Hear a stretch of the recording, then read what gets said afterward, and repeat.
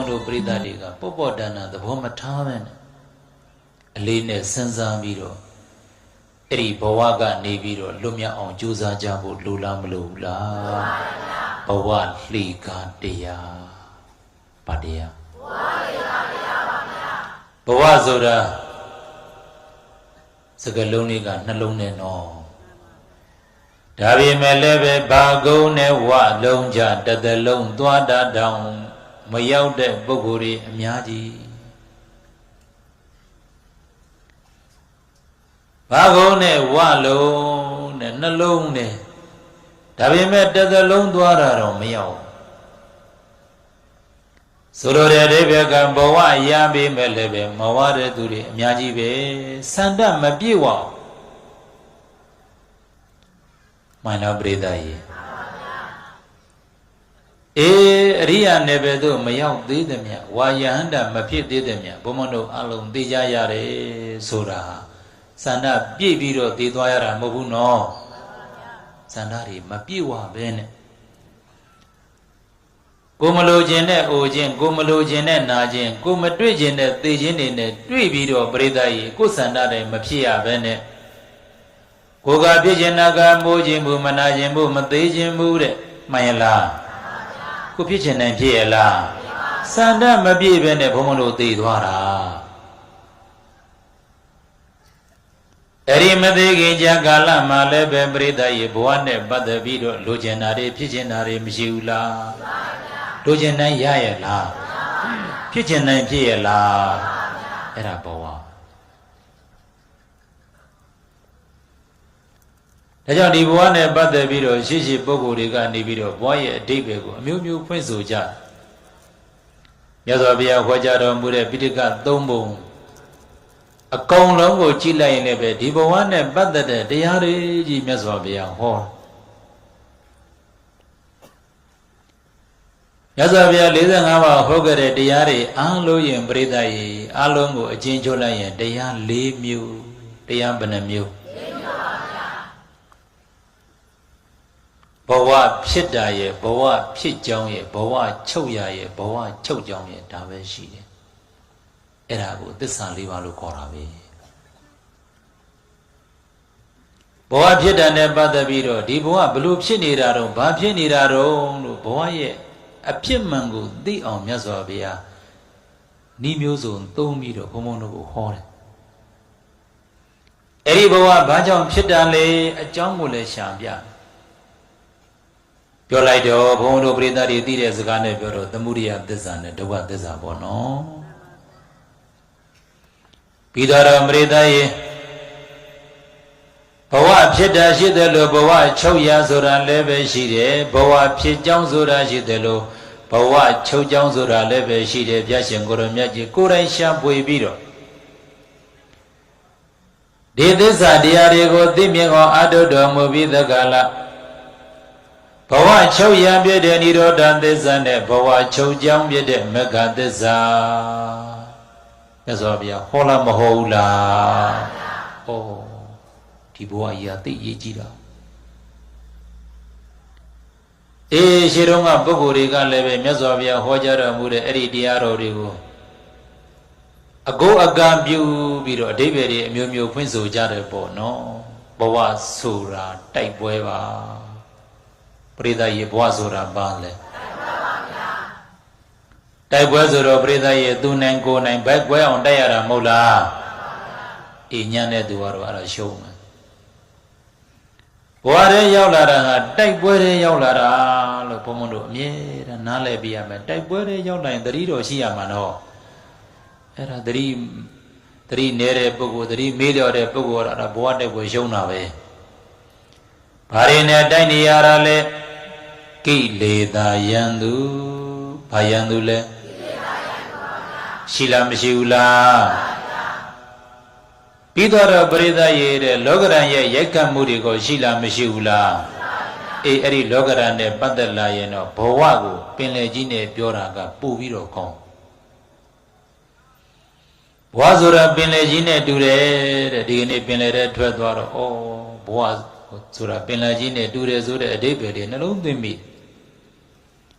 ပရိသတ်ရေပင်လေရဲသွားရင်လှိုင်းတဖို့မတွေ့ရဘူးလားလှိုင်းဗုဒ္ဓခံရလားမခံရဘူးလားကိုစည်းတဲ့လေကိုမထိမ့်တတ်ဘူးဆိုလို့ရှိရင်လှိုင်းဗုဒ္ဓခံရပြီးတော့ပရိသတ်ရေမြုပ်နိုင်လားမမြုပ်နိုင်ဘူးလားသိရေးကြည့်တယ်လှော်တတ်ဖို့ရေးကြည့်တယ်လော်တတ်တဲ့သူတွေကတော့အဲ့ဒီလှိုင်းတဘိုးတွေကိုကြော်ပြပြီးတကလားလူရခရီးကိုရောက်လာမရဘူးလားဘဝဆိုတာလည်းပဲပင်လေကြီးပဲလောကရန်လှိုင်းတဘိုးတွေမရှိဘူးလားပရိသတ်ရေချမ်းသာစေရလောကရန်နေရှိတဲ့တချို့ကလောကရန်ဆိုတော့တဲ့ဟိုဆင်းရဲဒုက္ခနဲ့တွေ့မှလောကရန်လို့ထင်တတ်ကြတယ်နော်မဟုတ်ပါဘူးကောင်းတာလဲလောကရန်ပဲဆိုးတာလဲလောကရန်ပဲကောင်းတာတွေတွေ့ကြုံရတဲ့အခါမှာပရိသတ်ရေဘာလှိုင်းပုတ်လဲဆိုတော့လောဘလှိုင်းပုတ်တယ်ဘာလှိုင်းပုတ်လဲလောဘလှိုင်းပုတ်ပါဗျာတတိမရှိရင်အဲ့ဒီလောဘနောက်ကိုနိုင်ပြီးတော့သွားမှောက်သွားအဲ့လိုပုဂ္ဂိုလ်တွေမရှိဘူးလားလောဘတတ်လို့သေးတဲ့ပုဂ္ဂိုလ်တွေအများကြီးနော်တခါတလေကြတော့ပရိသတ်ရေလောကကြီးဆိုရတဲ့ကိုပြည့်ခြင်းနဲ့မပြည့်ရအစင်မပြေတဲ့အခါတွေမရှိဘူးလားဒေါသလှိုင်းကြီးလာလားမလာဘူးလားအဲ့ဒါကိုလာပုတ်နေသတိမထားမိလို့များပရိသတ်ရေအဲ့ဒီဒေါသလှိုင်းပုတ်တာကြီးနောက်ကိုလိုက်သွားလို့ကတော့ကိုဘဝဒုက္ခရောက်မလားမရဘူးလားအဲ့ဒီလိုလောဘဖြစ်မှန်းမသိတာဒေါသဖြစ်မှန်းမသိတာမောဟလှိုင်းပုတ်နေတာသတိထားဖို့လိုတယ်နော်အိုးဘဝတိပဲကိုဖွင့်ဆိုကြတာအများကြီးရှေးတုန်းကလည်းပဲရှေးတုန်းကဂီတပညာရှင်တွေသူခေတ်နဲ့သူ့ဝကဘဝနဲ့ပတ်သက်ပြီးတော့တခြင်းတွေအများကြီးဆက်ဆိုခဲ့ကြခုနောက်ပိုင်းမှာလည်းပဲဘာသာရေးနဲ့နှီးစပ်တဲ့ကလေးတွေဆိုတဲ့တခြင်းတွေမှာအော်ဆိုတော့ကတရားတောင်းတဲ့ဆိုတော့ကနေပြီးတော့သူတောင်းတဲ့စာသားလေးထဲမှာဘာစကားလေးပါတယ်ဆိုတော့ဆိုသမျှစကားတရားဖြစ်စေတဲ့ဟုတ်လားတရားဟောတဲ့ပြင်ပေါ်ရောက်လာပြီအရှင်ဘုရားပြောလိုက်တဲ့စကားတွေအလုံးဟာတရားဖြစ်ပါစေတကယ်တမ်းကျတော့ပရိသတ်ရေလောကကြီးမှာတကယ်ရှိတာကတရားပဲရှိတာနော်ဘာပဲရှိတာလဲတရားပဲရှိလို့ဘုရားရှင်ကိုလိုမြတ်ကြီးကငါဖေရတရားသိပြီလို့ဟောတာနော်အလုံးအောင်စရာကောင်းဒါကြောင့်ပရိသတ်ရေတရားပဲရှိတယ်ဆိုတော့ဟိုငကိုယ်တော်ကနာမည်ကြီးတဲ့ဉာဏိကဆရာတော်ဘုရားကြီးဟောကြားသွားတာတခြင်းတန်ကြာဖျားဖြစ်ဆိုပြီးတော့နော်တခြင်းတန်ကိုကြားပြီးတော့အဲ့ဒီကဓမ္မတန်ဝေကရပြီးတော့ပိစိကဗုဒ္ဓဖြစ်သွားတာရှိတယ်ပြောတတ်ရဲ့စကားပြောတတ်တဲ့စကားဟာတရားဖြစ်သွားတယ်မပြောတတ်တဲ့စကားဓာဖြစ်သွားတယ်မှန်လားနားထောင်တတ်တဲ့နားဟာတရားဖြစ်သွားတယ်နားမထောင်တတ်တဲ့နားကတော့ဖြင့်တဲ့မတရားဟုဆိုတဲ့တဏှာဘက်ကိုဖြစ်သွားတာပေါ့နော်အဲ့တော့ဒီကလေးကြရင်ကိတချင်းတွေဘုံဘုံတို့ဒီလိုပဲဖွင့်နေတာကြားနေရတာပေါ့အေးဘုံဘုံတို့ခီဝေးတွေသွားရင်လည်းကားစရာတွေကလည်းပဲသူတို့ကတညလုံးမောင်းရတာဆိုတော့ဒီခါလေးကျတော့အချင်းပြေအောင်ဆိုပြီးတော့သူတို့ကြိုက်တဲ့သချင်းလေးတွေကိုကလည်းပဲအလိုက်တည်ပြီးတော့ဖွင့်ဖွင့်ပြုထားတာရှိတယ်ခေကြီးဘာဖြစ်နေတယ်ဆိုတာခေလူငယ်လေးများဘလို့အတွေးတွေရှိနေကြတယ်ဆိုတာအဲ့ဒီသချင်းတွေကလည်းပဲခေရဲ့သဘာဝတွေဖော်ပြနေတာပဲနော်ခေသချင်းလေးတွေကိုကြားလိုက်ရတာဟာဒီချင်းတွေကတော်တိပဲရှိတာပဲလို့ဘဝဆိုတာတယောက်တည်းတိုက်တဲ့တိုက်ပွဲဟာဟုတ်တယ်ဟာလို့ဘာပဲပြောပြောပရိသတ်ရေလာတော့ကလည်းတယောက်တည်းပဲမဟုတ်လားပြန်သွားတော့ကိုနှစ်ယောက်တည်းပြန်မလားတယောက်တည်းပြန်မလားတယောက်တည်းတိုက်တဲ့တိုက်ပွဲဟာတော်တိပဲရှိတာပဲကွာလို့နောက်တော့အဲ့ဒီခွေလေးထဲမှာပဲတဲ့ဘဝနဲ့ပတ်သက်ပြီးတော့ တချင်းတဘောလုံးတော့ဘုံဘုံတော့မသိဘူးဒါပေမဲ့သူ့စာသားလေးတွေကတော့တော်ကောင်းတယ်ဘုံဘုံကလည်းအဲ့ဒီလိုမှတ်သားစရာလေးတွေဆိုလို့ရှိရင်တချင်းကြားရင်ပုံမှတ်မိလို့ရတာဘဝကသူငယ်ရန်မရောက်ခင်မူဂျိုစာအုပ်တဲ့က၄ချောင်းမြင်းတယ်ဟောဘာတိပဲလည်းမသိဘူးကွာလို့တိတိကျကျတော့ကပိယတွေတချင်းတော့ရေးခိုင်းမှပြည့်မယ်တော့အတိပဲတော့ရှိမယ်သားဩတချင်းတဲ့ကတရားရတရားရအောင်နားထောင်တတ်မှတရားအသိရှိမှဘုံဘုံတို့အားလုံးဒီဘဝဒုက္ခကလွတ်မယ်တခါတော့ရန်ကုန်တရားဝဲသွားရင်တပည့်ဆိုင်တစ်ဆန်ကနေပြီးတော့ဖွင့်လိုက်တဲ့တရားတန်ကြားစမောတရားမဟုတ်ဘူးတချင်းတန်ကြားဒါမဲ့ကိုကတရားနှလုံးသွင်းတာဆိုတော့အဲ့ဒီတချင်းလဲကြားလိုက်ရောပရမစကြားခြင်းပရိသတ်ရေကိုကဆေးကြော်ညာမှတ်အဲ့ဒီညာအဲ့ဒီတချင်းလေးကိုကြားတာသဘောကျပြီးတော့ဟောမဲ့တရားမောတော့ပဲနဲ့အဲ့ဒါလေးနဲ့ဆက်နွယ်တဲ့ကိုမှရှိနေတဲ့အတိလေးတကူနဲ့တရားလေးတကူဟောပြီးလိုက်ပါတချင်းလေးကဘာလဲဆိုတဲ့အခါကျတော့တကယ်ပြောတာပါဆေးကြော်ညာလို့ထင်တာအသက်ကွဲရင်ပျောက်တယ်ဆိုတဲ့ဆေးဆိုတော့ကြားလိုက်တော့ဟာတော်ထူးဆန်းတာပဲဒါဘာဆေးလဲမသိဘူးပေါ့နော်နောက်တစ်ပိုက်ဆက်လာတဲ့ပရိသတ်ရေမင်းမရှိရင်ဖြစ်တယ်ဆိုတဲ့ဆေးတော့ဟာဒီဆေးကတော်စွမ်းတာပဲဒီဆေးကတော်စွမ်းမမေးသေးဘူးကပ္ပိယတွေကိုနံပါတ်3အပိုက်ကလေးကြတော့နိုင်ငံကုံဆောင်တဲ့အပိုက်ကလေးဖြစ်သွားတယ်ပရိသတ်ရေကဘာမှာခုထိရှာလို့မတွေ့ဆိုတော့အော်မြန်မာနိုင်ငံမှာထုတ်နေပြီလားမို့ဒါနဲ့ကမ်းကောင်းတဲ့ကပ္ပိယတွေကိုကပ္ပိယရေအဲ့ဒီစေဘယ်မှာရလဲကွာလို့ရပါတယ်ဆရာတော်တွေအင်တာနက်မှာရှာလို့ရပါတယ်ဟိုက online shopping မှန်တော့ဒီအဲ့ဒီစေတွေငါရှာပေးစားမှာဆိုတော့ဖုန်းနဲ့သူကအင်တာနက်ကကြီးတော့ဖွင့်ပြလိုက်တာအော်တချင်းဆုံးတဲ့အခါကျတော့မှတချင်းမှန်သိတယ်ပေါ့နော်ဒါပေမဲ့လည်းပဲအဲ့ဒီတခြင်းတန်တွေကိုကြားလိုက်ရတဲ့အချိန်ကာလမှာတဲ့အသေးကွဲရင်ပျောက်တယ်ဆိုတဲ့ဆေးကိုလိုက်ရှာနေတယ်ဆိုတာပရိသတ်ရေဟောဒီဘဝဒုက္ခလို့ तू မသိလို့ပါဟုတ်ပြီလားဘဝကြီးကိုဒုက္ခလို့သိလိုက်တာအဲ့ဒါဆေးပဲ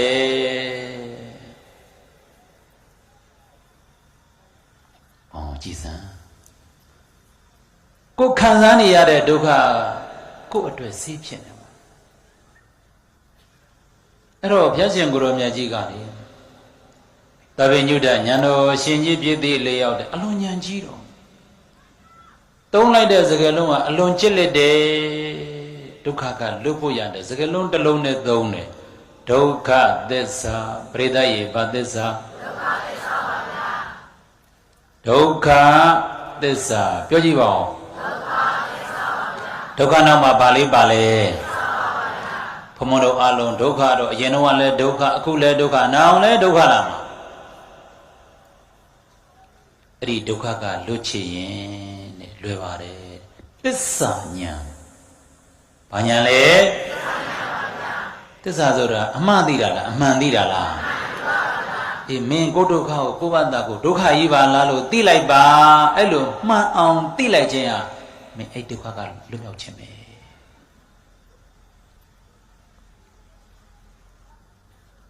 ဒုက္ခချုပ်ခြင်းရနိဗ္ဗာန်ကိုရဖို့အတွက်နိဗ္ဗာန်ရဘာလို့စုတော်တောင်းရတာပေါ့နော်သို့တော့နိဗ္ဗာန်လို့ပွားရတာမဟုတ်ဘူးဟောဒီခန္ဓာဒုက္ခကြီးကိုမြင်အောင်ကြည့်ရတာကြည်စမ်းငါချင်းစီနဲ့ငါချင်းပြန်ကြော်လို့ဆိုတော့အဲ့ဒါပဲအဲ့တော့ပြောချင်တာကဘုံတို့တရားဓမ္မဘောသူတော်ကောင်းများအလုံးဟောဒီဘဝကိုဒုက္ခလို့နားလေပြီးတော့ဒီဒုက္ခကြီးနဲ့ဘုံဘုံတို့ကတွေ့ကြုံနေရတဲ့အချိန်ကာလမှာဒုက္ခကိုအရှုံးပေးရမှာလားဒုက္ခကလွတ်အောင်ရောရမှာလားတဲ့တော့ဘုံဘုံကဘဝကိုလှေကားလို့မြင်စေခြင်းနေ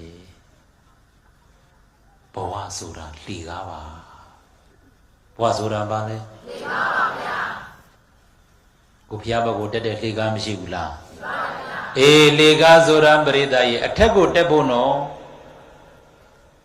အိမ်မှာနှစ်ထပ်ရှိတယ်ဆိုလို့ရှိရင်အပေါ်ဓာတ်ကိုတက်ဖို့လှေကားတက်လားမတက်ရဘူးလားဘဝကိုလှေကားလို့မြင်စမ်းပါဟောဒီဘဝကြီးကိုအသုံးချပြီးတော့ဘုန်းတော်ကအထက်ကိုတက်သွား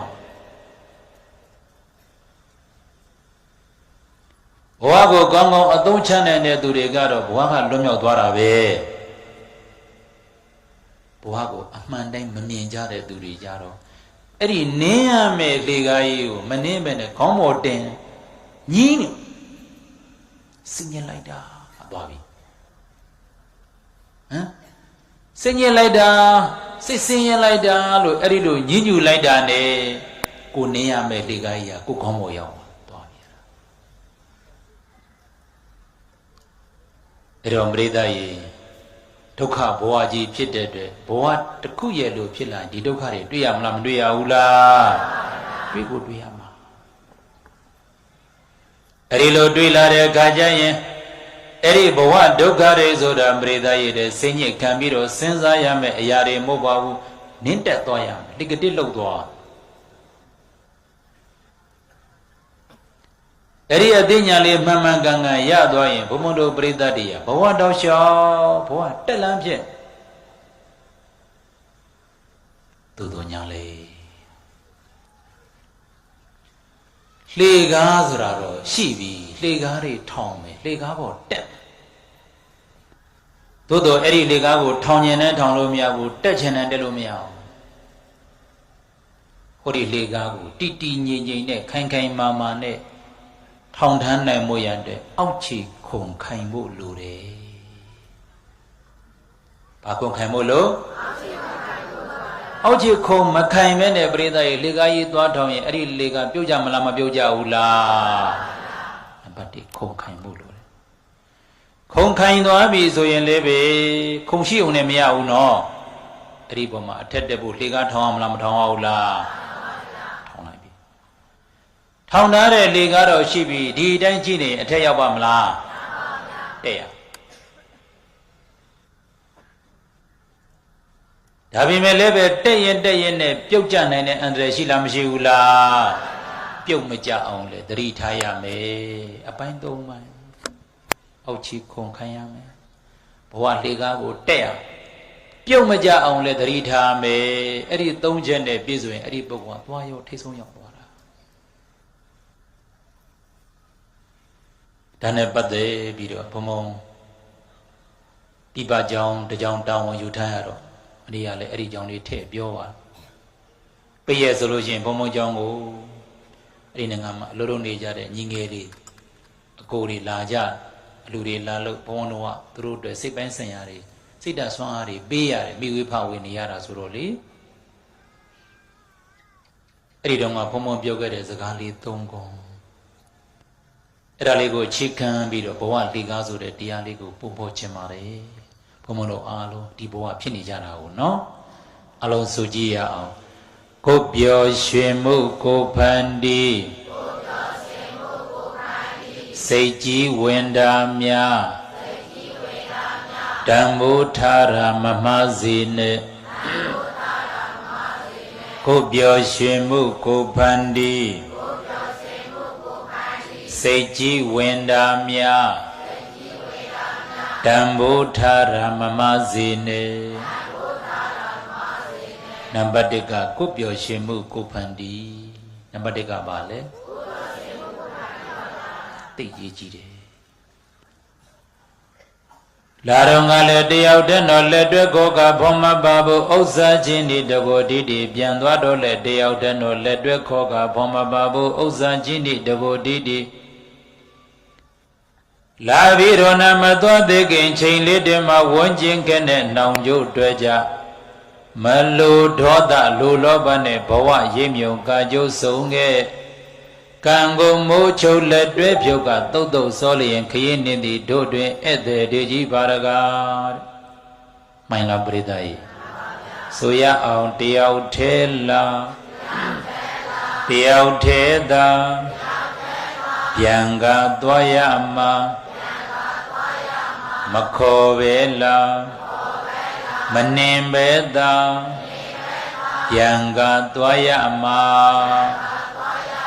ဘဝဆိုတာတယောက်တည်းတိုက်တဲ့တိုက်ပွဲမှန်ရလားကိုပျော်ရွှင်မှုကိုယ့်ဘာသာကိုဖန်တီးပါ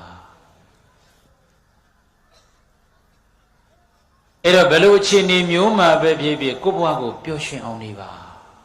ဒါသိရကြီးပျော်ရွှင်မှုမရှိတဲ့ပုဂ္ဂိုလ်ဟာအောင်မြင်မှုဘယ်တော့မှမရဘဝကိုပျော်ပျော်ရွှင်ရွှင်နဲ့တည်ဆောက်နိုင်တဲ့ပုဂ္ဂိုလ်မှသာလေအောင်မြင်မှုတွေရအောင်ယူနိုင်တယ်ဒါဆိုလို့ရှိရင်ဘဝတကူရလာပြီဘုံဘုံတို့တယောက်တည်းနေလို့မရဘူးအပေါင်းဖော်ဆိုတာရှိလားမရှိဘူးလားအများအပြည့်စိတ်ညစ်ရတယ်အစင်မပြေဘူးဆိုတာတွေဟာသူတစ်ပါးနဲ့ဆက်ဆက်တတ်တွေများပါတယ်အရိကကြရင်လေသူ့ကြောင့်ကိုယ်စိတ်ဆင်းရဲရင်ဩသူဟာကိုမမဟုတ်တာဖြစ်တတ်ဖို့လူလားမလို့ဘူးလားကိုယ်ခန္ဓာတော်မှပဲကိုယ်အလိုမလိုက်နိုင်ဘူးသူတစ်ပါးဆိုတာကတော့ပြင်ကိုယ်အလိုလိုက်နိုင်ဖို့ဆိုတာပရိသတ်ရဲ့အခါခါသိမဖြစ်နိုင်ဘူးနော်ဘယ်လိုအခြေအနေမျိုးပဲဖြစ်နေပါစေကိုပျော်ရွှင်မှုကိုကိုရအောင်ဖန်တီးပါတဲ့အဲ့ဒီအတွက်ပရိသတ်ရဲ့ဘာရေးကြည့်လဲဆိုတော့ယောနိသောမနတိကာရပြောကြည့်ပါဦးနောက်တစ်ခေါက်ပြောနှလုံးသွင်းမှန်ဖို့အရေးကြီးတယ်ဘာမှန်ဖို့အေးအစဉ်ပြေတာတွေနဲ့ကြုံကြက်လာရင်ကတော့ပြင်စိတ်ကပျော်ရွှင်နေတာပေါ့နော်အစဉ်မပြေတာတွေနဲ့ကြုံကြက်လာရင်စိတ်တွေကညှဉ်းနှွမ်းလာမပျော်ရွှင်တော့အရေးကြီးပါတယ်ယောနိတောမနတိကာရနှလုံးသွင်းမှန်တယ်ဆိုတာပရိသတ်ရေလွယ်လွယ်လေးပြောရင်တော့ကုသိုလ်ဖြစ်အောင်နှလုံးသွင်းဘာဖြစ်အောင်နှလုံးသွင်းကိုယ်အစင်မပြေမှုနဲ့ကြုံလာပြီဆိုကြပါစို့ရဲ့ဟုတ်လားအဲ့ဒီခါကျရင်ဘလို့နှလုံးသွင်းရမလဲတကယ်တမ်းကျတော့လောကကြီးမှာရှိတာကအကြောင်းအကျိုးပဲရှိတာဘာပဲရှိတာအကြောင်းရှိလို့အကျိုးဖြစ်တာမဟုတ်လားအော်အကြောင်းရှိလို့အကျိုးဖြစ်တာပဲကိုကတော့အစဉ်ပြေစေခြင်းနဲ့လေအစဉ်ပြေအောင်လုပ်တာပဲလေဒါပေမဲ့အစဉ်မပြေဘူးဆိုတော့ရတော့အစဉ်မပြေတဲ့အကြောင်းရှိလို့ကိုပဲအစဉ်မပြေတဲ့အကျိုးဖြစ်လာပါလားအဲ့ဒီအကြောင်းဒီတဘဝတည်းမကြည့်နဲ့အတိတ်ကအကြောင်းတွေအများကြီးရှိလားမရှိဘူးလားကိုကအစဉ်ပြေအောင်ဘလို့ပဲလုပ်ပေအတိတ်ကကိုယ့်အတွက်အစဉ်မပြေနိုင်တဲ့အကြောင်းတွေရှိခဲ့ရင်လည်းပဲအစဉ်ပြေမှုတွေနဲ့ကြုံရတာပဲအစဉ်မပြေတဲ့အခါတဲ့ကြုံတိုင်းအတိတ်ဘဝကနေပြီးတော့ကိုပြုခဲ့တဲ့အကြောင်းကိုရအောင်ရှာပြီးတကားလားအကြောင်းရှိလို့အကျိုးဖြစ်တာပဲလို့သူလည်းသူ့အကြောင်းနဲ့သူပဲမှန်လားကိုလည်းကို့အကြောင်းနဲ့ကိုလေသူ့အကြောင်းကသူ့အကျိုးပေးတယ်ကို့အကြောင်းကကို့အကျိုးပေးတယ်အဲ့ဒီအကြောင်းကျိုးသဘောတရားလေးကိုနားလည်လိုက်ရင်လေစိတ်ထဲမှာသက်သာရာရသွားတယ်နောက်ဆုံးအိုးအကျွေးရှိရင်ဆက်ရတာပဲလေလို့နှလုံးသွင်းလိုက်ရင်လေစိတ်ကြီးကပြေသွားတယ်ရည်ကြည်တယ်နော်ယောနိတောမနတိကာရရှိမှတ်သားလျင်နဲ့ကုသိုလ်ဖြစ်တယ်ဘာဖြစ်တယ်ယောနိတောဘိကဝေမနတိကရောတောအနုဘာနာဇေဝကုသလဓမ္မဥပိသန္တိဥပ္ပနာဇအကုသလဓမ္မပရိဟာယန္တိပရိသတ်ရေဘယ်ကိစ္စနဲ့ပဲကြုံနှလုံးသွင်းမှန်းသွားပြီဆိုလို့ရှင်အဲ့ဒီပုဂ္ဂိုလ်တွေမှာမပြေသေးတဲ့ကုသိုလ်တရားတွေဖြစ်တယ်ဖြစ်ပြီးတဲ့အကုသိုလ်တရားတွေဆုပ်ယုပ်သွားတယ်အဲ့တော့နှလုံးသွင်းမှရင်ကုသိုလ်ဖြစ်ပြီဆိုတာနဲ့အဲ့ဒီပုဂ္ဂိုလ်ဟာကုသိုလ်ဖြစ်တာနဲ့ပရိသတ်ရေကောင်းကျိုးတွေရမလားမရဘူးလား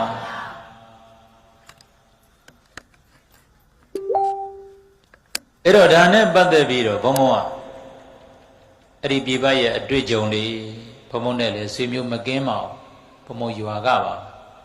ဆောင်းမွေးပြေလို့အဲ့ဒီနိုင်ငံရောက်သွားတော့သူနဲ့မတွေ့ရတာလဲတော်တော်ကြာပါပြီရောက်နေမှန်းတော့သိတယ်အဲ့ဒါပရိသတ်ရေတဲ့မနစ်ကတော့အဲ့ဒီကလေးနဲ့ပြန်တွေ့တော့မင်းအစဉ်ပြေရဲ့လားဆိုတော့ဆရာတော်အခုတော့အစဉ်ပြေသွားပါပြီဖေဟာတဲ့ အခုတော့အစဉ်ပြေတယ်ဆိုတော့မင်းငကိုတော့ကအစဉ်မပြေဘူးပေါ့မှန်တယ်ဗျာတဲ့တပည့်တော်ဆက်ရောက်ကစတနှစ်မှတဲ့အလုပ်တရားလည်းအစဉ်ပြေတယ်တဲ့နော်ဘာပဲပြောပြောတဲ့ငွေရေးကြေးရလည်းအစဉ်ပြေတယ်ဒါပေမဲ့လည်းပဲနေရတာပျော်ကိုမပျော်ဘူးဖေဟာအော်လူငယ်ဆိုတော့မိဝေးဖဝေးလာနေရတာဟုတ်လားမပျော်ဘူးဖေမပျော်ဘဲနဲ့လုံနေရတယ်ဒီနေ့ပြည့်သွားတော့စဉ်းစားတယ်ငါမပျော်လဲနေရမှာပျော်လဲနေရမှာပြန်လို့မဖြစ်ဘူးငါမိဘတွေငါလှုပ်ကြည့်ရမယ်နော်ငါမိသားစုတွေရှိတယ်ငါပြန်လို့မဖြစ်ဘူးနောက်တော့လည်း2နှစ်3နှစ်ငါနေရအောင်မှာဒီတော့မထူးကငါပျော်အောင်ပဲနေတော့မယ်ငါကြီးကပျော်အောင်နေဆိုမင်းကဘလို့ပျော်အောင်နေတာလဲပျော်နေရတယ်မျိုးမျိုးရှိတာဟုတ်တော့ပါသေးရဲ့ဗျာသူပျော်နေကမှန်သွားလို့ရဲ့အပြစ်မကင်းတဲ့ပြောတာအပြစ်ကင်းတဲ့ပြောတာရှိသေးတာဟုတ်နော်အဲ့တော့တပည့်တော်တဲ့ဘာလို့လဲဆိုတော့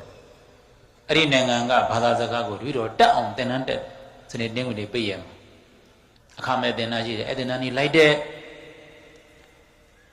သင်တန်းတွေတက်ပြီးတဲ့အခါမှာတဲ့စကားတွေဘာတွေအထိုက်လျောက်ရလာပြီဆိုတဲ့အခါကျတော့တဲ့အဲ့ဒီနိုင်ငံအဲ့ဒီတပည့်တော်ရဲ့မြို့မှာရှိတဲ့အဖွဲ့အစည်းတွေတဲကိုတပည့်တော်ဝင်ပြီးတော့ပရဟိတလုပ်တယ်ဖေဟာဒီလိုတို့လူငယ်လူရွယ်တွေအဲ့ဒီလိုမျိုးဖွဲ့ထားတဲ့ပရဟိတဘွဲတွေဘုရားမြန်မာနိုင်ငံလိုပေါ့နော်အဲ့ဒီလူငယ်လူရွယ်တွေကတဲ့တက်ကြီးရွယ်ကိုအဖိုးဖွားတွေကိုလိုက်ဆောက်ရှောက်တယ်တခြားအကျိုးပြုလုပ်ငန်းတွေကိုလုပ်တယ်အဲ့ဒီလိုမျိုးတခါတဲ့အကျိုးရှိတဲ့ပရဟိတအကျိုးတွေကိုလုပ်ရင်တယ်ဘာသာစကားလည်းသင်ထားတယ်အကျိုးရှိတဲ့အလုပ်တွေကိုလို့ပဲလုပ်ရင်တယ်ကြာလာတဲ့အခါကျတော့ဘယ်လိုပြောရမလဲအများအကျိုးဆောင်တော့ကိုယ့်အကျိုးအောင်လားမအောင်လားသူ့ကိုလူချင်းလက်ခွင့်တွေများလားကုညီမဲ့သူတွေများလားအလို့ရှိရင်ယုံကြည်မှုကလည်းပို့ပြီးတော့များလားစကားကလည်းပဲကျွမ်းကျင်ပြတ်တက်လာတဲ့အဆင့်ရောက်လာတဲ့အခါကျတော့ယုံကြည်မှုတွေရှိပြီးတော့အလုံးမလည်းပဲခေါင်းဆောင်ဖြစ်ဘယ်နေရာသွားသူ့ကိုကုညီမဲ့သူတွေချစ်ခင်မဲ့သူတွေနဲ့အဲ့ဒီအနိနာပတ်ဝန်းကျင်မှာရှိတဲ့မြန်မာတွေနဲ့ပတ်သက်ပြီးတော့ကိစ္စတွေပေါ်လိုက်မယ်သူကဖြည့်ရှင်းပေးရတယ်သူဖြည့်ရှင်းပေးရင်ရအဲ့တော့အရှင်ဘုရားရဲ့တဲ့တပည့်တော်နော်အလုတ်ခွင့်ရမှာအလုတ်လုပ်တယ်ပိရက်တွေမှာဒီတော့အဲ့ဒီနိုင်ငံမှာရှိတဲ့ဒီတော့လုံနိုင်တဲ့ပရိဒတ်လုပ်တယ်အများကျိုးကိုတည်ဖို့တယ်အဲ့ဒီလိုမျိုးလုပ်နေရင်းနဲ့ပေါ့စိတ်ကလေတဲ့အိမ်ပြန်ဖို့တော့သတိမရတော့ဘူးဖြစ်သွားတယ်ပျော်နေတာကိုပြောတာအော်ဘမွန်တာရုခုံမိတယ်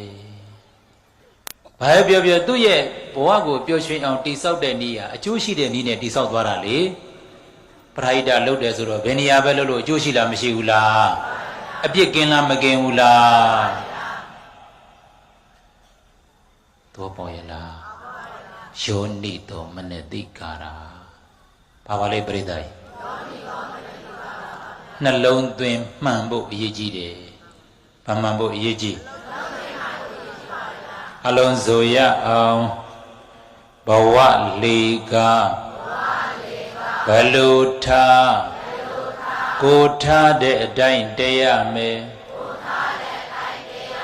ကိုတက်တဲ့အတိုင်းရောက်လိမ့်မယ်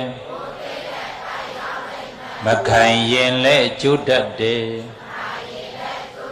သတိထားပြီးတရားမယ်မှန်ရလားရည်ကြည်တယ်နော်အဲ့ဒီလိုဘဝလေကကိုထောင်မဲ့နေရမှာပြိတ္တရဲ့အခြေခံကံမှုအရေးကြီးတယ်လို့ဆိုတဲ့အခါကျတော့ဘဝလေကကိုတက်တဲ့မမနဲ့ထောင်တန်းနိုင်ဖို့ရအတွက်ဘယ်လိုကရနဲ့ပဲကြုံလာဘယ်ကိစ္စနဲ့ပဲကြုံလာကုသိုလ်ဖြစ်အောင်နှလုံးသွင်းဖို့အရေးမကြီးဘူးလားဆိုနှလုံးသွင်းမှန်အခြေခံအမှန်ခိုင်ခံ့သည်နှလုံးသွင်းမှန်အခြေခံဧကံခိုင်ခံ့သည်ယောနိတောမနတိကာရရှိရင်အဲ့ဒီပုဂ္ဂိုလ်ရဲ့ဘဝကအခြေခံကောင်းသွားပြီအခြေခံကောင်းသွားရုံနဲ့မရသေးဘူးအထက်ကိုတက်ရမှာမဟုတ်လားဘဝလေကားထောင်လိုက်ပါထောင်လို့ရပြီဒီယောနိတောမနတိကာရဘဝလေကားရှိလာပြီဆိုရင်လည်းပဲပြိဿရဲ့ဒီတိုင်းနေလို့တော့အထက်မရောက်ဘူးတော့တက်ရမှာမဟုတ်လား ဘာနဲ့တည့်ရမှာလဲဆိုကိုပြောရွှင်မှုကိုပန်းတီးစိတ်ကြီးဝင်တာများဘာဝင်တာများလောကပြောတာကတော့စိတ်ကြီးဝင်တယ်စိတ်ကြီးဝင်တယ်ဆိုလို့ရှိရင်ဘဝင်မျက်နှာကိုပြောတာနော်ဒါပြင်ပဲလည်းပဲဘုံဘုံတို့သာသနာတော်မှာထင်ရှားတယ်ဆရာတော်ဘုရားကြီးရဲ့နှလုံးသွင်းကြတော့စိတ်ကြီးဝင်တယ်ဆိုတာပရိသတ်ရေကုသိုလ်စိတ်ကြီးတွေဖြစ်တာဘာစိတ်ကြီးတွေဖြစ်တာကုသိုလ်စိတ်အကုသိုလ်စိတ်ဆိုတာမရှိဘူးလားကုသိုလ်စိတ်ဆိုတာကြီးကျယ်မြင့်မြတ်တဲ့စိတ်ကုသိုလ်ကောင်းမှုတွေများလာရင်အဲ့ဒီပုဂ္ဂိုလ်ကကြီးကျယ်မြင့်မြတ်တဲ့အကျိုးတွေရလာမရဘူးလားဒါကြောင့်ဘဝကိုကြီးကျယ်မြင့်မြတ်ခြင်းရင်ကုသိုလ်စိတ်ဆိုတဲ့စိတ်ကြီးတွေဝင်အောင်လုပ်ရမယ်အကုသိုလ်စိတ်တွေဝင်တာများရင်တော့အဲ့ဒီပုဂ္ဂိုလ်ရဲ့ဘဝဟာပရိသတ်ကြီးကြီးကျယ်မှလားသေးသိမ်မှလားအထက်တန်းရောက်မှလားအောက်တန်းကျမှလားဆိုကုသိုလ်နှင့်ရှင်စိတ်ကြီးဝင်ပျော်ရွှင်တက်ရမည်ကုသိုလ်နှင့်ရှင်စိတ်ကြီးဝင်ပျော်ရွှင်တက်ရမည်ဒါနတွေပြုပြီးတော့ဘဝလေကားကိုတက်ပါသီလတွေစောင့်တည်ပြီးတော့ဘဝလေကားကိုတက်ပါဘာဝနာတွေပွားပြီးတော့ဘဝလေကားကိုတက်ပါတဲ့ဒါနပြုနေတာဘဝလေကားကနေပြီးတော့တက်နေတာသီလတွေစောင့်တည်နေတာဘဝလေကားကိုတက်နေတာဘာဝနာတရားတွေပွားနေတာပရိသတ်ရေဘဝလေကားကိုတက်နေတာကုသိုလ်ပြုတိုင်းအဲ့ဒါဘဝလေကားနေအထက်ကိုတက်နေခေါ်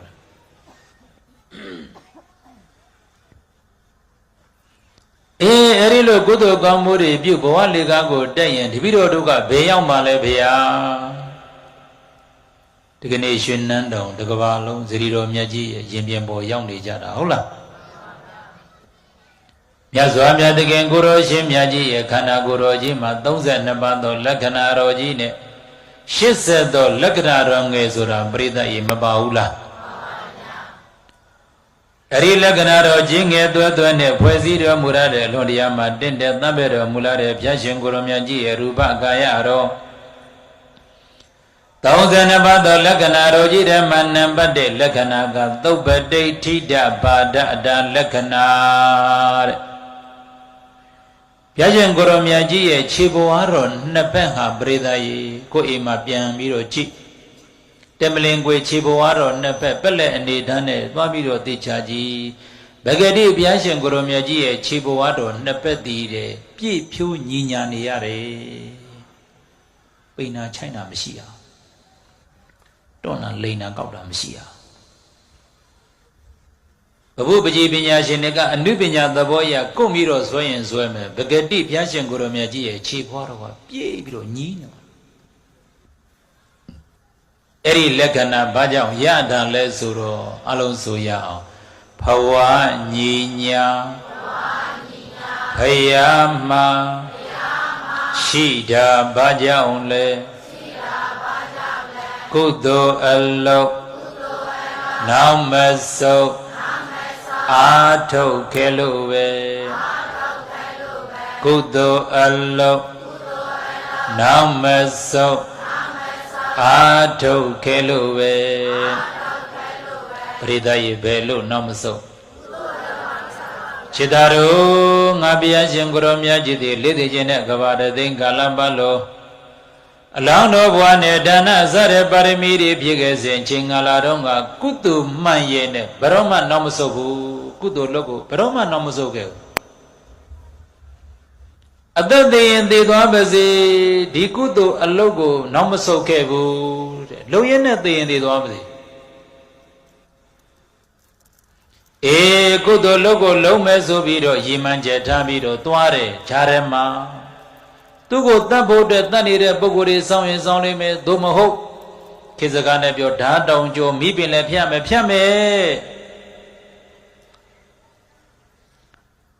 ဒါကြောင့်ဒါနစတဲ့ပါရမီ7ပါးကုသိုလ်တရားအလိုကြီးကိုနောက်မဆုတ်တန်လုပ်ခဲ့သည့်အတွက်ဒါကြောင့်ပရိသတ်ရဲ့အဲ့ဒီလက္ခဏာတော်ရတာ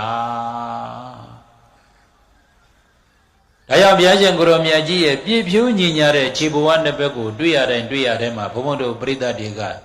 ရားရှင်ကိုရောမြတ်ကြီးဆုံးမတော်မူတဲ့จิตသားတို့ကုသိုလ်အလုံးနောက်မဆုတ်ကြနဲ့ဆိုတဲ့ဩဝါဒကိုအမြဲတမ်းသတိထားရမယ်ကောင်းတဲ့လူကိုနောက်မဆုတ်ပါဘူး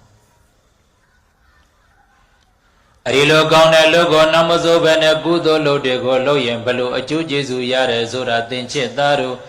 ငါဖရာကိုကြည်ပါဘုရားရှင်ကိုရမြတ်ကြီးဆိုတာပရိသတ်ရဲ့သုံးလောကရဲ့အထွတ်တင်တဲ့ရှင်နိုင်တဲ့ပုဂ္ဂိုလ်ရှိရလားဘာဖြစ်လို့သုံးလောကရဲ့ထိတ်ဆုံးကိုရောက်ရတာလဲဆိုတဲ့အခါကျတော့ဘသူကမှပို့ပေးတာမဟုတ်ဘူးနော်ကုသိုလ်ကကျေးဇူးပြုတာဘာကကျေးဇူးပြုတာဒီသိရင်တဲ့ကဘာတသိမ့်ပါရမီဖြည့်တယ်ဆိုတာတခြားလောက်တာလားကုသိုလ်လောက်တာလားကုသိုလ်တွေများလေဘဝဟာမြင့်လေတချစ်သားတို့ငါဘုရားကိုကြည်ပါဘုရားမိုးတို့တရားဓမ္မပေါင်းသူတော်ကောင်းများအားလို့ယခုဘဝလှေကားကြီးရနေပြီနော်ယခုရရတဲ့ဘဝသည်ကုသိုလ်ပြုလို့ရလားမရဘူးလားကုသိုလ်ပြုနိုင်တဲ့ဘဝကုသိုလ်ပြုနိုင်တဲ့အချိန်ကုသိုလ်ပြုနိုင်တဲ့နေရာအားလို့အင်္ဂါ၃ချက်ပြည့်စုံလားမပြည့်စုံဘူးလားယခုမိမိရနေတဲ့လူဘဝတည်းကုသိုလ်ပြုနိုင်တဲ့ဘဝလည်းဟုတ်နော်ရောက်နေတဲ့နေရာဒီလည်းပဲကုသိုလ်ပြုနိုင်တဲ့နေရာဟုတ်တယ်သာသနာတော်ကြီးပွင့်တော်ပေါ်ပေါတော်မူနေတဲ့အချိန်ကပြည့်တည်တွေ့တာကြောင့်မိမိတို့ပြုခြင်းတဲ့ကုသိုလ်တွေပြုလို့ရလားမရဘူးလားအဲဒီလိုဘဝဌာနကာလပြည့်စုံရုံသမကပဲနဲ့မိမိတို့ကိုယ်တိုင်ကုသိုလ်ဆိုတာပြုရမယ်လို့လက်ခံတဲ့အသိဉာဏ်ရှိလားမရှိဘူးလားတက်လိုက်စမ်းပါကောင်းမှုတစ်ခုနေ့စဉ်ပြုကုသိုလ်မရတဲ့နေ့မရှိပါစေနဲ့ပါဒီကနေ့ငါငွေဘယ်လောက်ရလဲငါစည်းဝါဥစ္စာတွေဘယ်လောက်ရလဲလို့တွေ့တိုင်းမှာကုသိုလ်ဘယ်လောက်ရတယ်လဲလို့အမြဲတမ်းတွေ့တာပါပါစေအနည်းဆုံးဘုံဘုံတို့ပရိသတ်များနေ့စဉ်ဓမင်းမစားကြဘူးလားကိုစားတဲ့တက်ကဥပုပြပြတစုံတယောက်မှဖြစ်ဖြစ်ပရိသတ်ရဲ့တန်ခါကိုလှူလို့ရလားမရဘူးလားဘုရားဆွမ်းတော်တင်လို့ရလားမရဘူးလားအဲ့ဒီကုသိုလ်လေးတော့မြဲပါစေတော်ရည်လေးကတ်ဆန်းပါဟုတ်ပြီလားအေးမိမိတို့ရဲ့အိမ်မှာကိုယ်ွယ်တော်မူတဲ့ဘုရားရှင်ကိုရောမြတ်ကြီးကိုအာယုံပြုပြီးတကလားမိမိတို့စွန့်နိုင်တဲ့မြတ်ထိုဘုရားရှင်ကိုရောမြတ်ကြီးကိုအာယုံပြုပြီးကုသိုလ်ကောင်းမှုတွေယူဆမှစွန့်နေလူပါရေချမ်းနေလူပါပန်းနေလူပါစီမီတွေလူပါ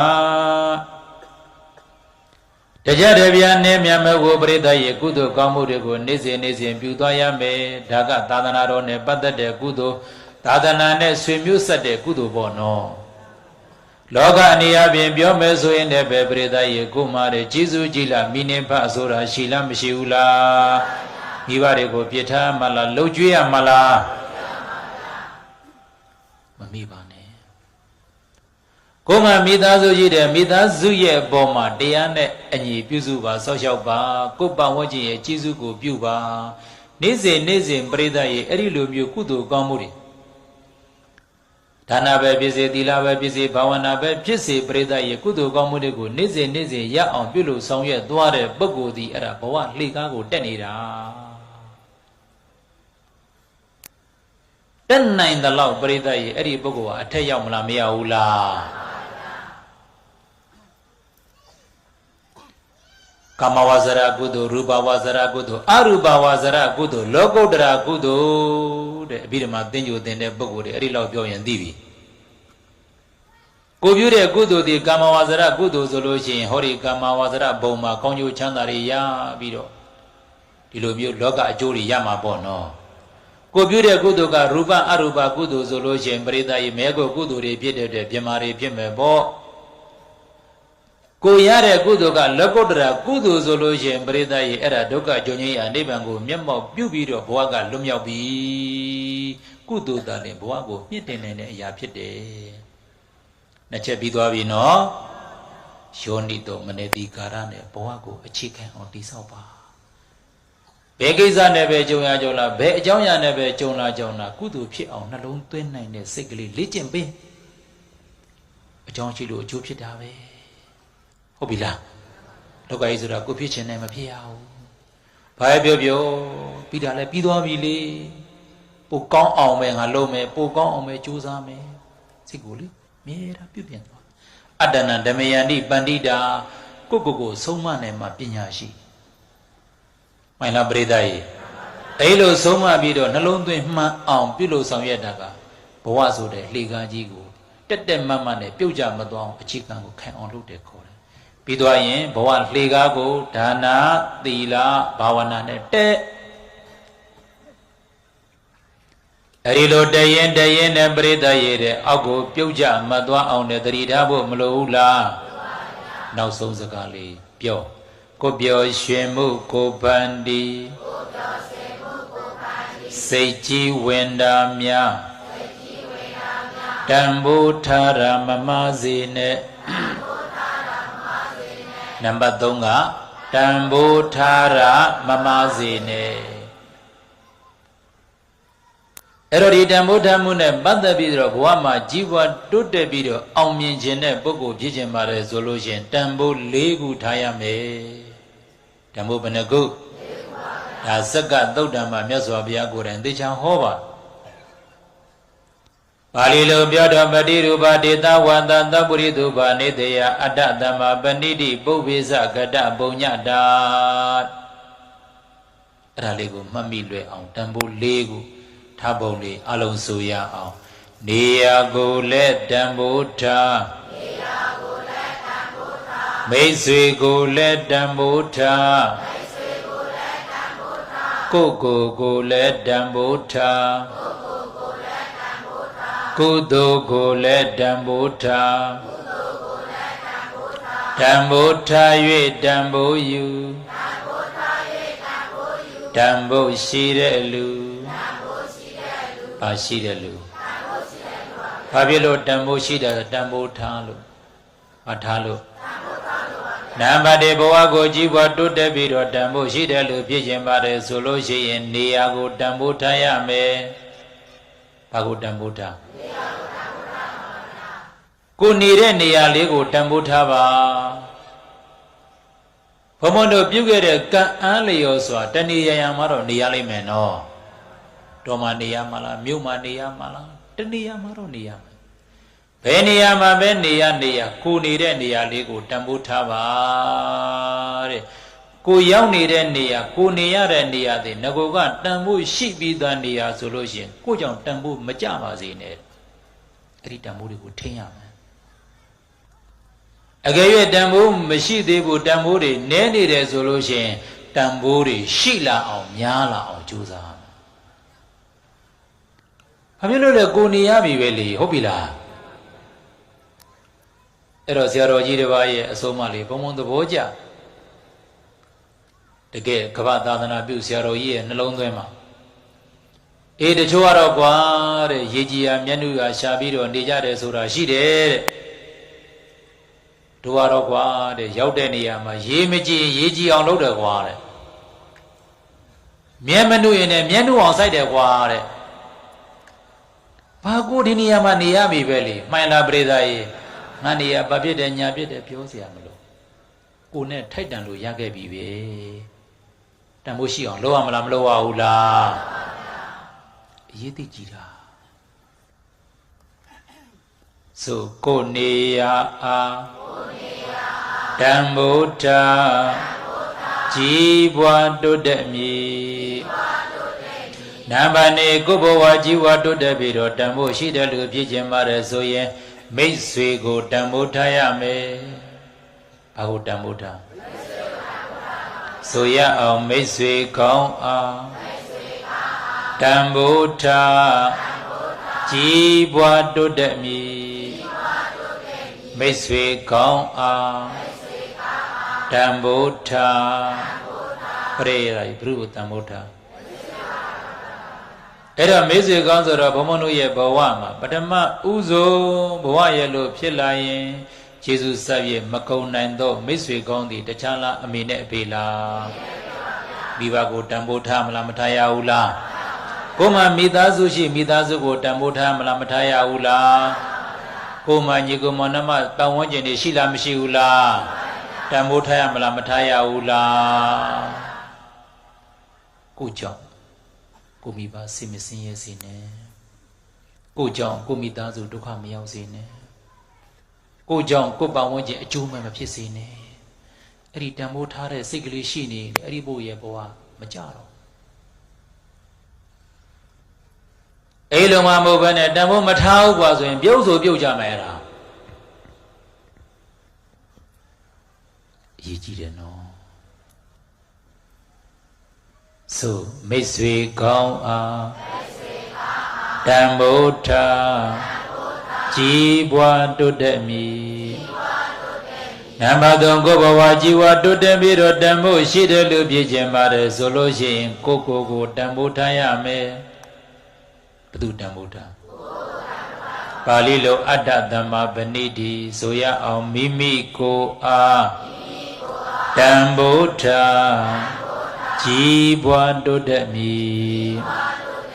ပရိသတ်ရဲ့မိမိကိုတန်ဖိုးထားတာကိုမိဘကိုတန်ဖိုးထားရမရဘူးလားကိုဆရာသမားကိုတန်ဖိုးထားရမရဘူးလားကိုအမျိုးအနွယ်ကိုနိုင်ငံကိုတန်ဖိုးထားရမရဘူးလားသိရကြည်တာကိုတန်ဖိုးထားတယ်ဆိုတာကိုနဲ့ကောင်းတာလှုပ်တာနှုတ်နဲ့ကောင်းတာပြောတာစိတ်နဲ့ကောင်းတာကြံတာပရိသတ်ရေကိုကောင်းရင်ခေါင်းပဲမှမရွေဘူးတဲ့မှန်ရလားအေအတ္တသမပဏိတိဆိုတဲ့ကိုတန်ဖိုးထားမှုမရှိဘူးဆိုလို့ရှင်အဲ့ဒီပုဂ္ဂိုလ်တွေဟာနေရာကောင်းဘလောက်ပဲရောက်အဖော်ကောင်းဘလောက်ပဲတွေ့တဲ့မကြည်ပွားနိုင်ဘူးမတိုးတက်နိုင်ဘူးမှန်လားပရိသတ်ရေခရစ်80တရေသာကြားမှုတယ်မဟုတ်လားဗာရာဏသီပြည်ရလေမြတ်စွာဘုရားလက်ထက်မှာနော်တကယ်ပရိသတ်ရဲ့အတိတ်ကံကောင်းလိုက်တာဂရေ80တဲ့ဘာမှမလုပ်ရဘဲနဲ့ဂရေ80ရလိုက်တာဒါမဲ့လည်းပဲနောက်ဆုံးတော့အဲ့ဒီဂရေ80တရေသာဘာဖြစ်သွားလဲဘာဖြစ်လို့တရားစာဖြစ်သွားတာလဲဆိုတော့ကိုတန်ဖိုးမထားလို့ဘာကိုတန်ဖိုးမထားလို့အတ္တသမပဏိတိဆက်ပြတ်သွားလို့တဲ့အဲ့တော့ကိုတန်ဖိုးမထားသည့်အတွက်ဒါကြောင့်ပရိသတ်ရေဒီတရေသားရဲ့ဘဝနောက်ဆုံးကွက်လက်တောင်းစားတဲ့ဘဝရောက်သွားတယ်အပေါင်းအသင်းတွေမှာတဲ့အပျော်ပါးတွေနဲ့အချင်းကုန်ဘာကုသိုလ်မှမလုပ်ဘူးတဲ့အမှန်တကယ်ဆိုလို့ရှိရင်သူ့ပါလာတဲ့ကံကတတော်ကြီးကိုပဲအံ့ဩစရာကောင်းအရိဂရေ80တရေသားတည်တဲ့ပထမအယွန်းမှာလောကမှာတဲ့ဇီဝဥစ္စာတွေရအောင်ကြိုးစားအပ်တော်မဆိုရင်ဗာရာဏသီမှာပထမတန်းစတတိကြီးဖြစ်နိုင်တယ်တော်တွယ်ပြီးတော့ယဟန်တရားအပ်တော်မဆိုလို့ရင်အဲ့ဒီပထမအယွန်းမှာယဟန္တာဖြစ်နိုင်တဲ့ကံပါတယ်တဲ့ကိုတန်ဖို့မထားတဲ့အတွက်အကုန်လုံးဆုံးရှုံးသွားဆိုရအောင်မိမိကိုအားတန်ဖိုးထားကြီးပွားတိုးတက်မည်နံပါတ်4တန်ဖိုးရှိပြီးသကလားဘဝမှာကြီးပွားတိုးတက်ပြီးတော့အထက်ကမကြရလေအောင်အထက်တန်းကြစင်နှမြင့်တဲ့ဘဝပြည့်ဖို့ဆိုလို့ရှိရင်ပရိသတ်ရေကုသိုလ်ကိုတန်ဖိုးထားရမယ်ဘာကိုတန်ဖိုးထားဆိုရအောင်ကုသိုလ်တရားတန်ဖိုးထားကြီးပွားတိုးတက်မည်ကုသိုလ်တရားတန်ဖိုးထားပရိသတ်ရေဗာတရားတန်ဖိုးထားအဲ့ဒီကုသိုလ်တရားကိုတန်ဖိုးထားတယ်ဆိုလို့ရှိရင်တပည့်တော်တို့ကဘလို့အကျိုးကျေးဇူးရမှာလဲဗျာတဲ့အလုံးဆိုရအောင်ကုသိုလ်ကအလှတရားကိုဖန်တီးတယ်ကုသိုလ်ကအလှတရားကိုဖန်တီးတယ်ပရိသတ်ရေကုသိုလ်ကဘာကိုဖန်တီးကုသိုလ်ရှိတဲ့သူကသိလှတယ်ဆိုတော့ရုပ်လှတာတွေတခုတည်းပြောတာမဟုတ်ဘူးနော် မြတ်စွာဘုရားလက်ထက်တော်တုန်းကဝိသကအကြောင်းမကြီးဆိုတာရှိတယ်မဟုတ်လားဝိသကအကြောင်းမကြီးမှာလောကရှိသည်များအလှတွေအကုန်စုအသက်ရှိခြင်းဆိုရလားအစင်လာခြင်းဆိုရလားချမ်းသာကြည်ခြင်းဆိုရလားအခွန်အားကြည်ခြင်းဆိုရလားအချမ်းရံများခြင်းဆိုရလားဉာဏ်ပညာကြည်ခြင်းဆိုရလားဝိသကအကြောင်းမကြီးမှာအကုန်လုံးရှိတယ်ဝိသကအကြောင်းမကြီးအသက်120ရှိတယ်ပရိသတ်ရေတခြားတန်ဖို့ထားခဲ့လို့လားကုသိုလ်တန်ဖို့ထားခဲ့လို့လားအသက်ရှည်ကြောင်ကုသိုလ်တွေအများကြီးလုပ်ခဲ့တာဘလောက်တရားအစဉ်လာတယ်လဲဆိုလို့ရှင်မြေတွေမြစ်တွေနဲ့တဲ့အကြောင်းကိုသွားတဲ့အသက်တရားကျော်အဖွားကြီးသာဆိုရလဲဘသူကဝိသကလဲလို့မေးရလောက်အောင်လှတယ်ဘာကိုတန်ဖို့ထားခဲ့လို့မမေးပါနဲ့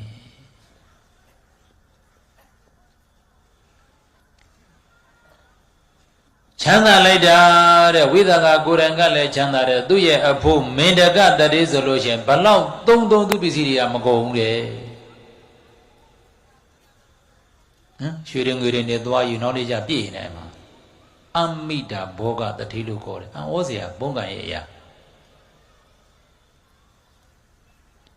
အချမ်းရံနေမြန်လိုက်တာပရိသတ်ရည်တဲ့တခြားဆွေမျိုးတွေမပါသေးဘူးတဲ့သူ့ရဲ့မြေတွေမြစ်တွေနဲ့တင်မြေလေးရာမြစ်က8000တဲ့တပါတီထောင်လို့ရတယ်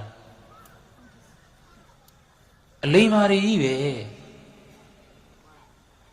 လိမ္မာလုံးလို့သူပြုတဲ့ကုသိုလ်ပွဲတွေသူ့မြေတွေမြစ်တွေကဝိုင်းကူညီတာအဲ့ဒီမှာမြေမကြီးတယောက်ဆုံးသွားလို့ဝိသကဓမ္မငိုတာသောတာပန်ဝိုးပြဟုတ်လား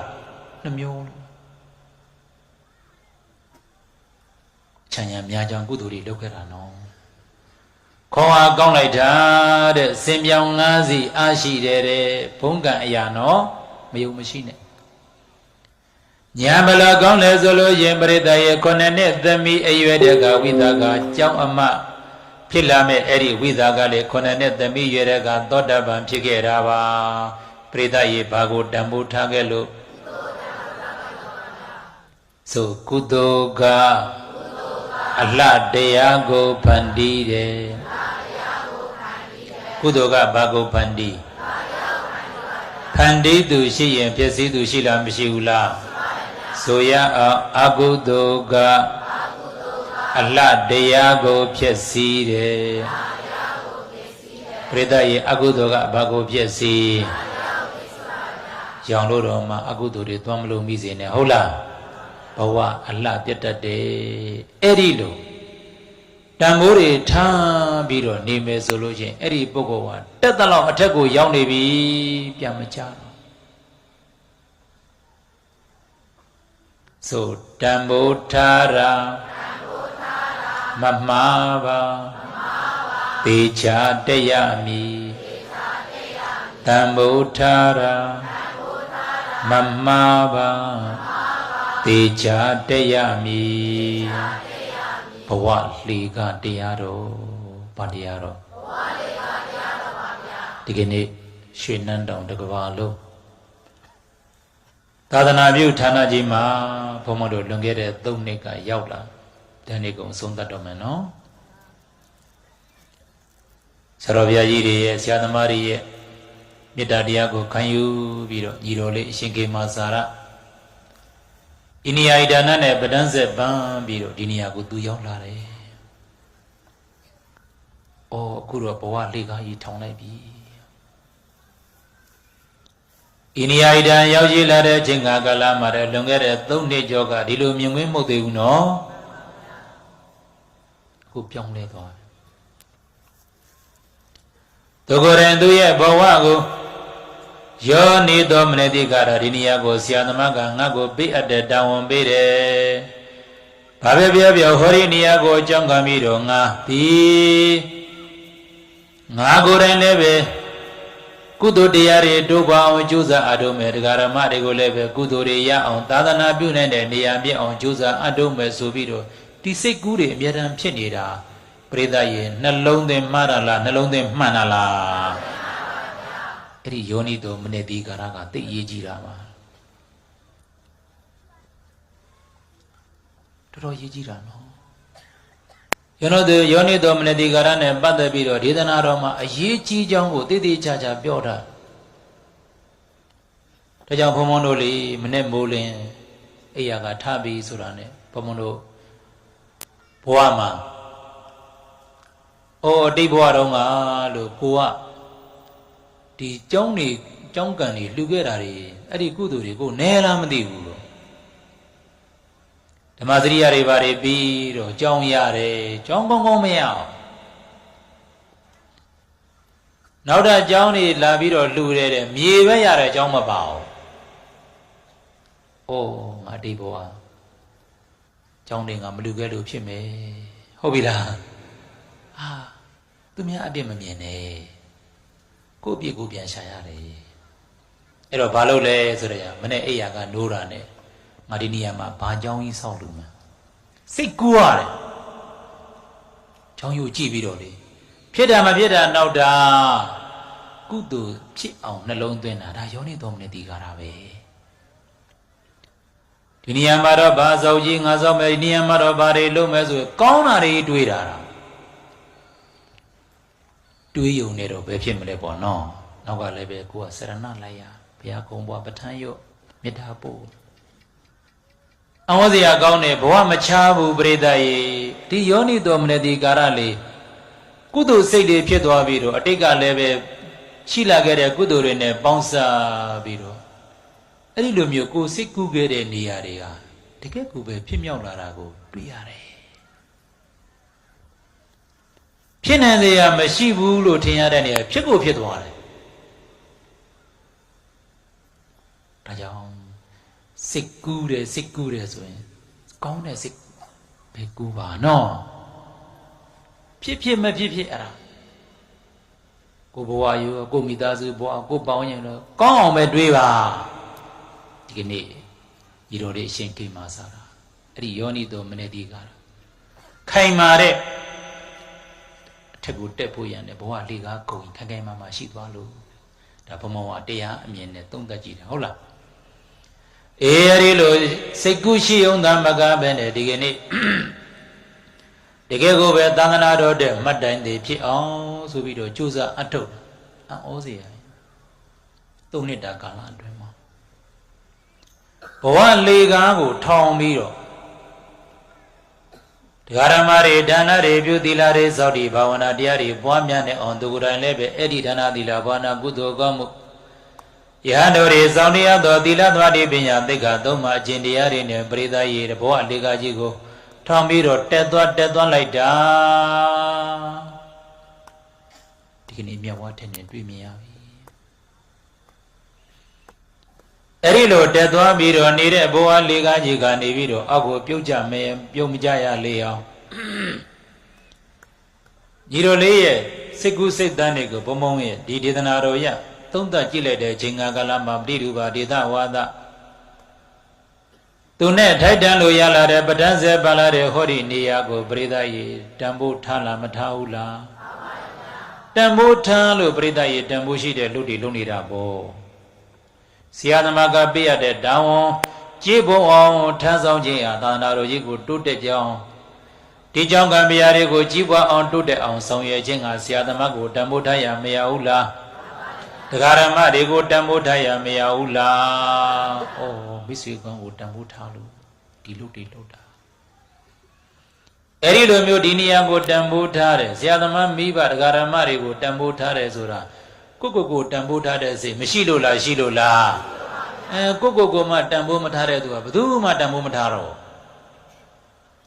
ရည်ကြီးတယ်နော်ကိုကောင်းမှလေကိုမှမကောင်းရင်ဘယ်သူစီကောင်းနိုင်မှာတော့ရဲ့ဒါမှလည်းပဲပရိသတ်ရေလက်တွေ့ဒီနေရာကိုတန်ဖိုးထားတဲ့မိတ်ဆွေကောင်းကိုတန်ဖိုးထားတဲ့ကုသိုလ်ကိုတန်ဖိုးထားတယ်ဆိုတာပရိသတ်ရေအလုံးနဲ့တည်ပြတာနော်အဲ့ဒါကပုပ္ပိသကထပုညတာပဲကုသိုလ်များလောက်တာဟာပြီးသွားတစ်ချက်တည်းပြီးသွားတာကုသိုလ်ကောင်းမှုတွေပြုလို့ဆောင်ရွက်နေခြင်းကတဲ့ထိုကုသိုလ်ကံသည်ထိုကိုတဲ့နေရာကောင်းကိုပို့ပြီးတယ်နေရာကောင်းရောက်ရင်အဖို့ကောင်းနဲ့တွေ့ရတယ်တဲ့အဖို့ကောင်းရဲ့အဆုံးမရရင်ကိုထိန်းနိုင်တယ်ဒါကြောင့်ညီတော်လေးထောင်တော့ဘ ဝလေကားသည်မြုံမှန်းထားတဲ့အမြင့်ဆုံးတည်းရောက်အောင်တလန်းနိုင်၍ဆရာတကာလက်တွဲ၍သာသနာပြုပွဲကြီးအောင်မြင်ပါစေ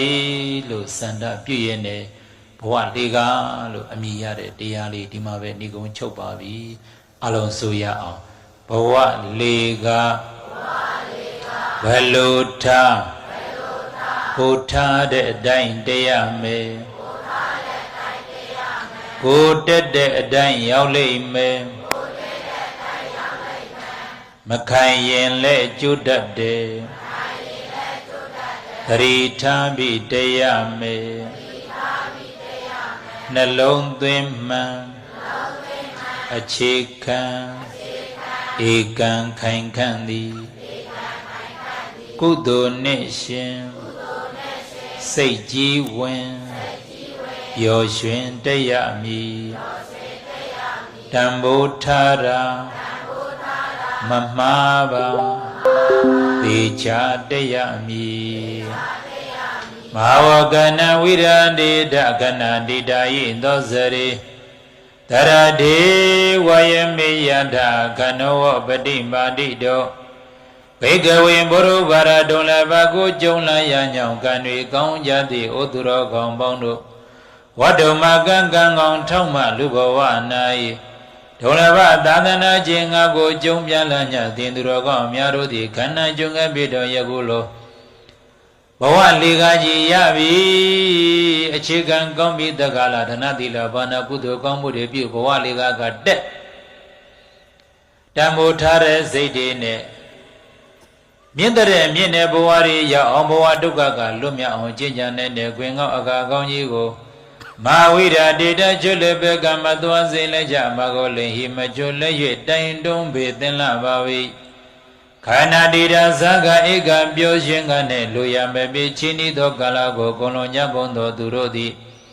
သောဇရီသောဇန္တိလူမိုင်နောက်မှအကြံရဟုနောင်တတပံဘူပန်တရလေကုန်၏ဒါသမတို့ကြောင့်တရတိကိုအကျိုးစီးပွားကိုယ်ဝလုံးများတို့ကိုဝါယမေယတမယတင်ငါမနေသေးပါစေစိတ်ဆွဲဖြင့်ကြိတ်ခဲကအတုလက်ကြမှာကုန်လောဝါအတင်းတော်ကမနောဝခနောဘဝလေးကတက်ရမယ်ဘဝလေးကကြီးရထားပြီသာသနာပြုဖို့ရတဲ့ကုသိုလ်ပြုဖို့ရတဲ့ခွင့်ရကြီးကလည်းကြုံကြိုက်နေပြီတံမိုးထားတဲ့ပတ်ဝန်းကျင်ကလည်းပဲရှိနေပြီတစင်းနဲ့တစင်းမြင့်တဲ့မြင့်အောင်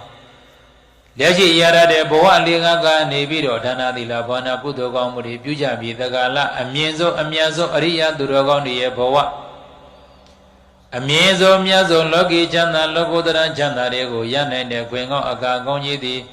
ပရိပါရီတော်သင်တို့မျက်မှောက်ကံကောင်းတော်ရဲ့ဆက်ရောက်နေလေပြီးတက္ကပရိပါရီတော်ဘဝလေးကိုထောင်ပြီးတော့ကုသိုလ်ကောင်းမှုတွေပြုပြီးတော့အထက်တန်းရအောင်ပြုလုပ်နိုင်တဲ့အခွင့်ကောင်းအကာကောင်းကြီးသည်တင်တို့ရဲ့မြောက်ကံကောင်းထောက်မှ၍ဆက်ရောက်နေပြီဖြစ်သည့်အတွက်ဒါကြောင့်လတ္တတုံတွင်ဘိုင်းကိုငင်ဖို့တို့ရှင်ပရမေတိုင်းတွန်းတော်မူခဲ့ပါပေတည်း